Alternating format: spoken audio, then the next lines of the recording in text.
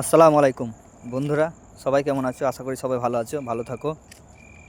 তো আজকে যাচ্ছি মার্কেটে একটু চিকেন আনতে, রবিবার। তো এই দেখছো চিকেন নিচ্ছি, সব লেগ পিস দিয়েছে, 1.5 কেজি চিকেন নেব। দাদা লেগ পিসগুলো দিয়েছে। তো চিকেন নিয়ে চলে এলাম ডি মার্ট শপিং মলে।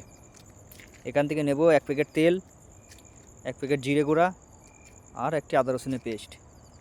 এটা নিয়ে চলে যাব রুমে, বাকি সব আছে। তো দেখতে পাচ্ছি শপিং মলটা খুবই সুন্দর। তো চলে আসলাম, মানে ম্যাডাম জিজ্ঞেস করছেন ক্যাশ না অনলাইন। আমি বললাম ক্যাশ। তো আমাকে তাড়াতাড়ি ছেড়ে দিল, যেহেতু ক্যাশে পেমেন্ট তাড়াতাড়ি হয়ে যায়।